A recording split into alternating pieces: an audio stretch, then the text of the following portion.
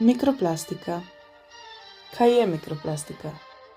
So zelo drobni delci plastike, ki se nahajajo v naravnem okolju in ga onesnažujejo.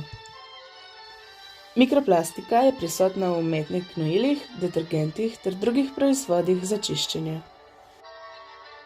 Raziskave so pokazale, da že z enim umivanjem obraza z milom v vodo spustimo do 100.000 delcev mikroplastike. Mikroplastika je prisotna v globinah oceanov, podtalnici, rekah ter jezerih. Živali te drobne delce plastike pojejo, zato lahko mikroplastika prehaja iz prebavil v meso živali, kar pomeni, da ko ljudje uživamo meso živali, hkrati uživamo delce plastike. Vsak človek na teden zaužije približno 5 gramov plastike.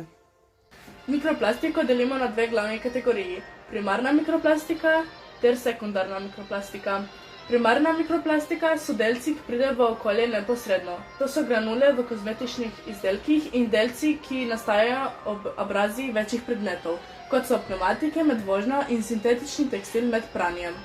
Sekundarna mikroplastika pa nastane z razpadanjem večjih kosov na manjše zaradi okoljskih vplivov.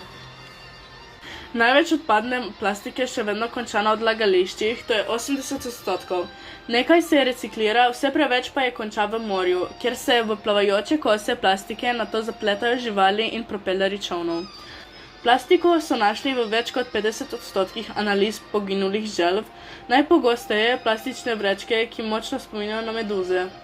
Nekatere države so se že zavezale zmanjšati uporabo plastike. Ko jemo zelenjavo, sol in pijemo vodo iz plastenke, zraven zaužijemo še mikroplastiko.